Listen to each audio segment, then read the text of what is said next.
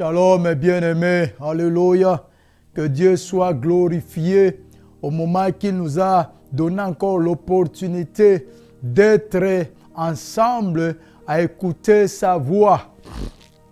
Bien-aimés, une chose qui est sûre, que je vais commencer à nous exhorter, comme la Bible dit, aujourd'hui, si vous écoutez sa voix, n'endurcissez pas vos cœurs, comme a fait vos pères.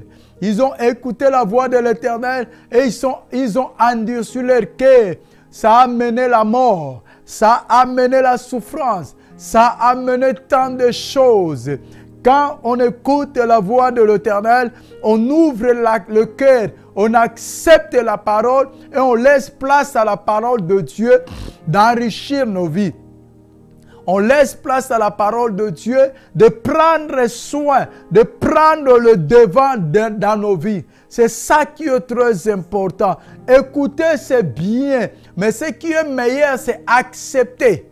Parce que si on écoute quelque chose sans l'accepter, ça, comme on dit, ça entre ici et ça sort ici. Donc cela veut dire, cette parole n'a pas de puissance, n'a pas des effets dans ta vie. Mais la Bible dit, si vous écoutez, vous attendez sa voix, n'endurcissez pas vos cœurs, ouvrez les cœurs. Ouvrez les cœurs et acceptons la parole de Dieu. Laissons la place dans nos cœurs, la place à la parole de Dieu, de travailler dans nos cœurs afin que nous puissions vivre la bénédiction de l'Éternel. Car la Bible dit, c'est la bénédiction de l'Éternel qui enrichit et il ne fait suivre d'aucun chagrin. Quand on est béni de l'Éternel, cette bénédiction ne suit pas de malheur. Cette bénédiction ne suit d'aucun chagrin. Il n'y a pas de regret quand on est béni de Dieu. Parce que sa bénédiction est rassurée. Il y a une assurance quand l'Éternel bénit. Il y a une assurance qui accompagne cette bénédiction. Cela veut dire, tu vas vivre dans cette bénédiction aussi longtemps que tu marches avec Dieu, aussi longtemps que tu crains l'Éternel, tu vivras cette bénédiction. Et Dieu a besoin que nous puissions vraiment vivre une vie bénie, une vie nouvelle, une vie pleine de merveilles. C'est ça le désir de Dieu, vivre une vie meilleure. Cette vie meilleure que Dieu désire que nous puissions vivre, il a payé au prix de la croix. Il a payé au prix de la croix. Il a arraché l'ordonnance qui nous accusait. Il nous a arraché de la malédiction. Il nous a arraché de la souffrance. On arrivera là parce qu'on parle de la puissance de la croix. Il fallait quelqu'un pour que nous puissions vivre cette bénédiction. Il fallait quelqu'un se sacrifier. Il fallait quelqu'un se laisser. Il fallait quelqu'un accepter l'humiliation pour que toi et moi nous puissions vivre cette bénédiction meilleure. Comme j'avais dit précédemment, ce sont les étapes que nous avançons et nous commençons là où on avait fini. Nous commençons donc, c'est quelque chose, c'est la continuité. C'est quelque chose qu'on est en train d'aller. Nous disons premier, deuxième, troisième à cause des timing. C'est la continuité. C'est pour cela, fais un effort de suivre tout le message, du premier jusqu'à ce qu'on arrivera, je ne sais pas, 50, 40, 20 ou 30, de suivre tout le message pour comprendre. Comme on avait parlé des sous-thèmes de veiller et prier, on avait parlé de tant de sous-thèmes. Et pour comprendre bien le message, c'est mieux de suivre partie 1, partie 2, partie jusqu'à la fin. Parce que ce sont des messages continus. Donc, on arrête à cause des timing. Mais ce sont des messages qu'on continue. Et précédemment, on parlait plus comme on est en train de parler de la puissance de la croix, et on a besoin de comprendre pourquoi il y a eu la croix. La puissance de la croix signifie quoi? Pour ne pas être dans l'ignorance comme tant de chrétiens aujourd'hui sont en train de vivre dans l'ignorance. Ils parlent de Dieu sans le connaître. Ils parlent de la croix sans comprendre qu'est-ce qui s'est réellement passé. Parce qu'aujourd'hui, tout le monde peut parler de Dieu. Ce n'est pas étonnant si nous lisons la Bible. Je crois dans le livre de Luc 24, le disciple d'Emmaüs. Nous allons le voir.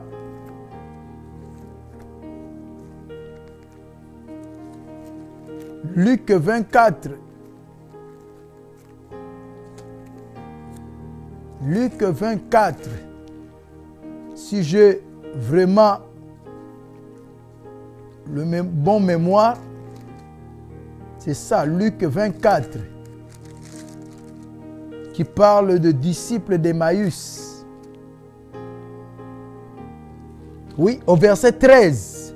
Luc 24, ça commence au verset 13. Et voici que ce même jour, deux d'entre eux allaient à un village nommé Emmaüs, éloigné de Jérusalem de 60 stades. Ils s'entretenaient de tout ce qui s'était passé. Pendant qu'ils s'entretenaient et discutaient, Jésus s'approcha et fit route avec eux. Mais leurs yeux étaient empêchés de les reconnaître. Il leur dit, quels sont ces propos que vous échangez en marchant? Et ils s'arrêtèrent, l'air attristés. L'un des nommés Cléopas lui répondit, es-tu le seul qui séjourne à Jérusalem et ne sache pas ce qui s'y est produit ces jours-ci? Donc, ces disciples, la lecture est longue. La lecture est longue, vous pouvez descendre jusqu'en bas. Jusqu'au 35, la lecture. Donc, là, je disais quoi? C'est tout le monde parle de Dieu, mais souvent, il y a ceux qui parlent de Dieu dans l'ignorance. Comme ces deux disciples, ils marchaient, ils parlaient de Christ, ils parlaient de Jésus. Mais lorsque Jésus est apparu, ils ne l'ont pas reconnu. Ils parlaient de l'homme sans le reconnaître. Ils parlaient de Christ sans pourtant le reconnaître. C'est ce que nous avons dans ce monde. Beaucoup parlent de Dieu, mais dans l'ignorance. Beaucoup prennent la parole de Dieu dans l'ignorance. Ils utilisent la parole puissante de Dieu, mais dans l'ignorance. C'est ce qui amène tant de souffrances. C'est ce qui amène tant de problèmes. Nous avons beaucoup de chrétiens qui souffrent énormément. C'est pour cela, lorsque nous parlons de la puissance de la croix, on ne veut pas directement aller au Nouveau Testament pour expliquer là où Christ était crucifié et comment il était crucifié, dans quel état était crucifié. On veut retourner vraiment au commencement afin de comprendre comment, quand on dit il nous a arrachés de la malédiction, quelle était cette malédiction? Parce que, comme j'avais dit, Dieu n'avait pas maudit l'homme. C'est la Bible qui le dit. Quand il a prononcé le malheur, quand il avait prononcé la sentence, je peux appeler ça comme ça, à l'homme, il dit à l'homme, vous savez déjà le verset parce qu'on a déjà parlé tant de ça, Genèse 3, 17, il dit à l'homme, parce que tu as écouté la voix de ta femme et que tu as mangé de l'arbre dont je t'avais défendu de manger, le sol sera maudit. Le sol. Dieu a maudit la richesse de l'homme et non l'homme. Parce qu'il avait mis le sol à sa disposition. Il avait mis la terre à sa disposition. Et Dieu a maudit la richesse de l'homme. Le sol sera maudit à cause de toi. C'est avec peine que tu en tireras ta nourriture tous les jours de ta vie. Il te produira des chardons et des broussailles, et tu mangeras l'herbe de la campagne. 19, c'est là qu'on était arrivé. C'est là que nous allons recommencer. C'est à la sueur de ton visage que tu mangeras du pain. On avait parlé de ça. Et Dieu continue pour dire, jusqu'à ce que tu retournes dans le sol, d'où tu as été pris, car tu es poussière et tu retourneras à la poussière. Alléluia, que Dieu soit béni. Dans les pensées de Dieu de créer l'homme, il n'y avait pas la mort. Il n'y avait pas la mort. L'homme devait vivre éternel comme Dieu est éternel. L'homme ne pouvait pas vivre 120 ans mourir ou 200 ans mourir. C'est pour cela que quand nous lisons l'histoire des anciens, les hommes, des personnes qui ont vécu avant nous, on va lire, et celui-là a vécu encore 450 ans après il est mort. Celui-là a vécu encore 520 ans après il est mort. Celui-là a vécu encore 150 ans après il était mort. Donc, les pensées de Dieu pour créer l'homme, c'était l'éternité. L'homme devait vivre éternel. C'est pour cela, la Bible dit ceci. La Bible dit ceci pour bien le comprendre. La Bible dit,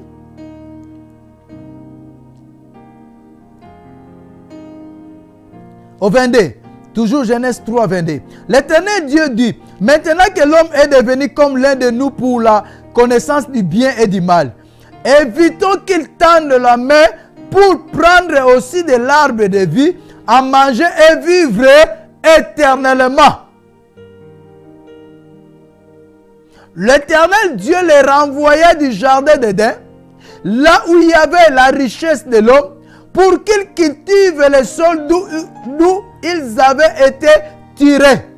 Après avoir chassé l'homme, il mit à demeure à l'est du jardin d'Éden le chérubin et la flamme de l'épée qui tournoie pour garder le chemin de l'arbre de vie. Donc, dans les pensées de Dieu, Dieu a créé l'homme. C'est pour cela qu'il a dit, tu mangeras tout ce que j'ai créé, à part l'arbre de connaissance du bien et du mal. Et l'homme a mangé le fruit de connaissance du mal. Et pour ne pas vivre éternellement, Dieu l'a chassé des jardins d'Éden. Parce que si l'homme vivait éternellement, comme c'était les pensées de Dieu, imaginons ce qui allait être. Avec la méchanceté de l'homme, imaginons ce qui allait être. Nous savons déjà que nous avons perdu du temps sur cette planète. Mais regardez comment nous sommes. Regardez comment nous nous comportons. Regardez la méchanceté dont nous sommes. Regardez comment nous sommes. En sachant que aujourd'hui, de plus en plus, les gens parlent de délai de vie, limitation de vie. Ça diminue toujours. Ça diminue toujours. Vu la méchanceté de l'homme, l'homme est en train de diminuer encore, même le durée de sa vie. A créé d'autres choses avec des produits chimiques. L'homme est en train de créer le mal pour lui-même. Il y a même des maladies qui sont créées pour exterminer l'homme. Donc l'homme crée les maladies pour exterminer l'homme. Regardez la méchanceté que nous sommes. Comme ils ont des laboratoires pharmaceutiques, ils doivent créer les médicaments pour devenir riches. Alors, pour créer des médicaments, ils créent aussi des maladies. Pour former les médicaments, ils forment aussi des maladies. Ils commencent d'abord par maladie et après ils vont dire, on a trouvé, peut-être on est prêt à trouver l'antidote de cette maladie, de ces maladies. Or, avant même de créer la maladie, ils avaient déjà créé l'antidote. Ce qui se passe aujourd'hui en Chine, c'est maintenant nous sommes étouffés de l'écouter. Virus, virus, virus, ça tue, ça tue, ça tue. Maintenant, ce n'est plus les cas comme avant, on parlait d'Ebola en Afrique, mais maintenant on parle d'une autre chose à un autre endroit. Ils ont changé le niveau. Donc, il faut tuer pour devenir riche. Les pensées de l'homme. Et toutes ces choses que je parle est arrivé quand? C'est l'homme, quand l'homme a perdu ses objectifs. C'est quand l'homme a perdu le chemin, le droit chemin. C'est quand l'homme a perdu sa relation avec Dieu. C'est quand l'homme a perdu. Donc, il n'y avait plus, il y a eu la mort spirituelle. C'est quand l'homme est mort spirituellement que le mal est entré. Au lieu de dominer sur les animaux, au lieu de dominer sur les poissons, l'homme commence à chercher à dominer sur son prochain. Tous veulent devenir forts. Envers qui? Envers son prochain. Tous veulent montrer que moi je suis fort, je suis musclé, je suis ceci, je suis cela, j'ai ça, j'ai ça. Il y a même la concurrence que l'homme est en train de faire par rapport à lui-même. Donc, il veut encore plus, bien qu'il sait. Le plus qu'il a besoin, c'est il faut faire le mal pour en bénéficier, c'est plus. Et la plupart de ceux qui créent toutes ces maladies, toutes ces complications, c'est encore eux qui vont être demain. Oh, il a mis l'argent pour des orphelins. Il a donné beaucoup d'argent pour les enfants défavorisés. Il a mis autant de millions, autant de milliards. C'est toujours ceux qui font du mal, qui cherchent à laver leur conscience pour donner quelque chose.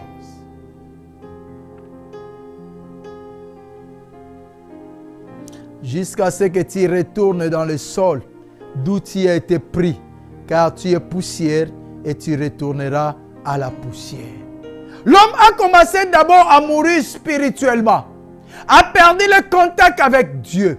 L'homme qui écoutait Dieu chaque fois, il a perdu le contact avec Dieu. L'homme qui était dans l'espace désiré par Dieu, il a perdu cet espace. La Bible dit, on a chassé l'homme. On l'a chassé des jardins d'Éden et on a mis la sécurité. Dieu a mis la sécurité. Il a mis le chérubin et la flamme pour que l'homme ne retourne pas à son confort afin de manger le fruit de la vie pour vivre éternellement. Parce que l'homme est malin. Comme il avait péché, il pouvait aussi manger le fruit de la vie et demeurer éternellement. Comme j'avais dit, ça aurait été pire. Pire. Ça aurait été pire. Et l'homme était chassé là où il devait être. Donc, le fait déjà d'être chassé, là où il devait être, la souffrance. L'homme a commencé d'abord à souffrir, comme on avait dit, la peur. Il a commencé à avoir peur, la chose qu'il n'avait pas. Deuxième souffrance, c'était quoi? C'était comme tu prends un poisson et tu le mets hors de l'eau. Ce poisson peut vivre quelques minutes ou quelques heures, mais dans la souffrance. Imaginez prendre un poisson et le mettre en dehors de l'eau. C'est vraiment la souffrance. Ça se fait souffrir ce poisson parce qu'il ne peut pas vivre en dehors de son confort. Il a été créé pour vivre dans l'eau. Et l'homme a été créé pour vivre dans le jardin d'Éden. Pour contempler la beauté de l'Éternel. Mais l'homme a perdu toutes ces choses à cause des péchés. À cause de la désobéissance. Et Dieu dit, jusqu'à ce que tu retourneras sur la terre. Jusqu'à ce que tu retourneras dans le sol d'où tu as été pris, car tu es poussière et tu retourneras à la poussière. À part la mort spirituelle, c'est là que Dieu a proclamé la mort physique de l'homme. La mort est entrée. Par la désobéissance, la souffrance est entrée. Pas seulement la souffrance, y compris la mort. Dans les pensées de Dieu, comme lui est éternel, et il a dit, créons l'homme à notre image, à notre ressemblance. Cela veut dire, créons l'homme qu'il soit comme nous. Qu'il soit comme nous. créons l'homme qui soit comme Christ, comme le Saint-Esprit et comme Dieu. Créons l'homme à notre image. Dans les pensées de Dieu, l'homme devait rester meilleur. L'homme devait vivre en abondance toute sa vie. Créons l'homme à notre image. Parce que Dieu ne souffre jamais. Dieu ne peut rien manquer. Et le pensée de Dieu, c'était que l'homme vive la même chose. C'est qu'on avait dit, c'est pour cela qu'il avait créé le confort de l'homme avant de créer l'homme.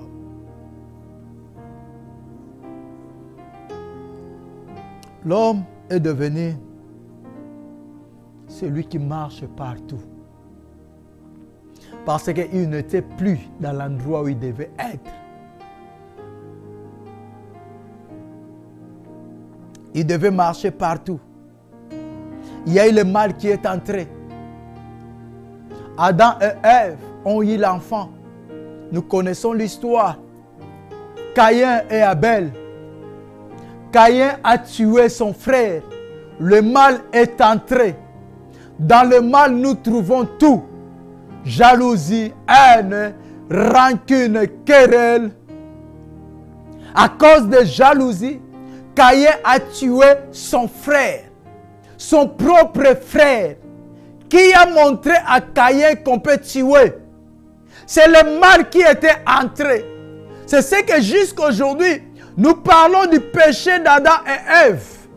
C'est là que le mal, c'est là que le diable est entré. C'est là que le diable a eu possession, a eu l'autorisation de diriger nos vies. Parce qu'on lui a donné l'accès dans nos vies. Il a eu le pouvoir. C'est pour cela, quand il a tenté Jésus, dans le livre de Luc 4, Matthieu 4, quand il a tenté, quand il y a eu la tentation, le diable a dit quelque chose.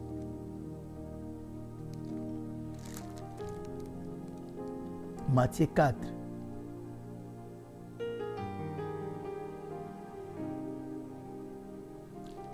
Verset 8.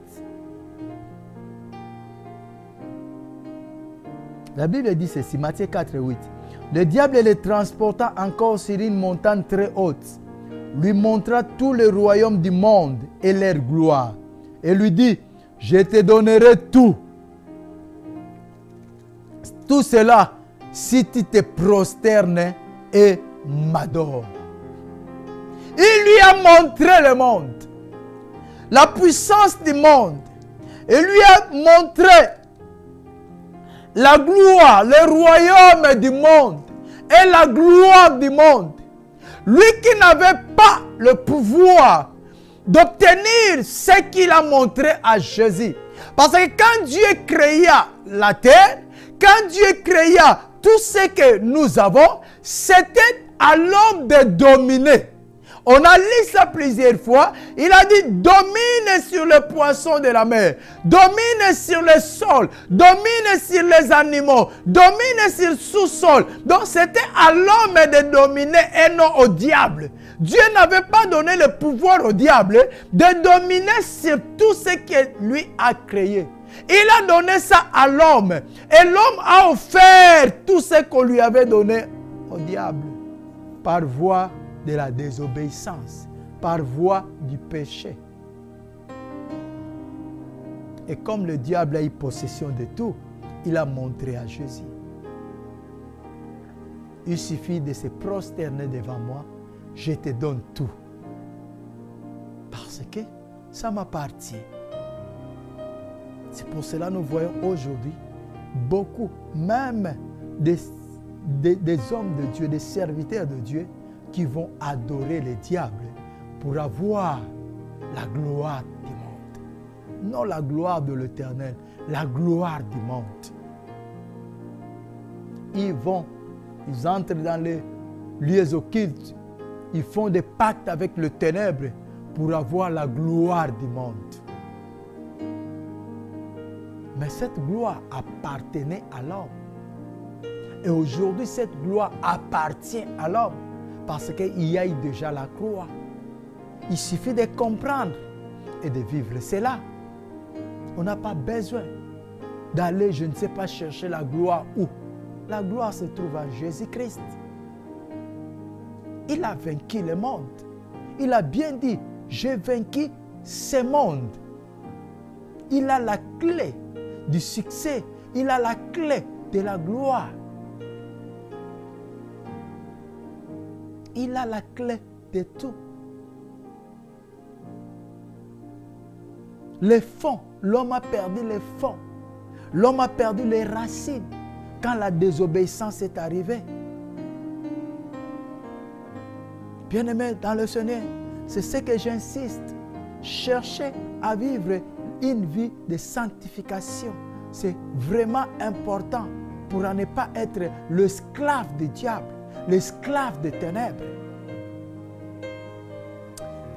Que Dieu vous bénisse. Que Dieu soit avec vous. Et nous allons nous retrouver à la prochaine opportunité qu'il va nous accorder. Demeurez dans la paix et le salut de notre Seigneur Jésus-Christ. Amen.